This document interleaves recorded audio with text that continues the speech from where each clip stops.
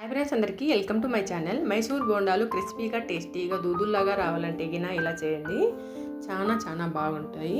ఎవరైనా ఇష్టంగా తింటారు కదా. ఇప్పుడు ఆయిలీస్గా ఉంటే ఏమవుతుందంటే కడుపులో కొద్దిగా మంట వచ్చినట్లు ఎట్లా గ్యాస్ ట్రబుల్ లాగా ఉంటుంది. అలా కాకుండా ఇలా చేసుకుంటే గినా చాలా బాగుంటుంది. పిల్లలు కూడా ఎంతో ఇష్టంగా తింటారు.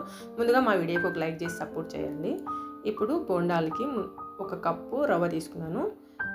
ఓలిగ రవ్వ 1 కప్పు, అదే కప్పుతో 2 కప్పులు మైదా, 1 కప్పు పెరుగు, 1/2 స్పూన్ సాల్ట్ వేసి మిక్సర్తో కలిపి కొద్దిగా వాటర్ వేసేసి మెత్తగా ఉండలు లేకోకుండా కలిపేసుకున్నాము.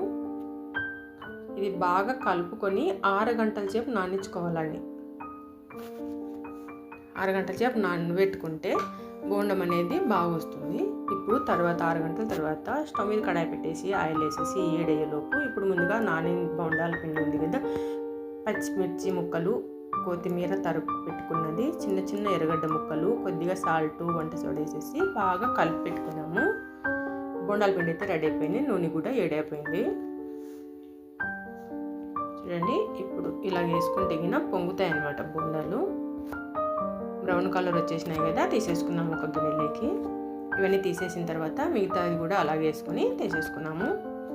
ఇందులో కాంబినేషన్ వచ్చేసి ఎర్రకారము, పప్పుల పొడి, పల్లీల చట్నీ ఏదైనా బాగుంటుంది.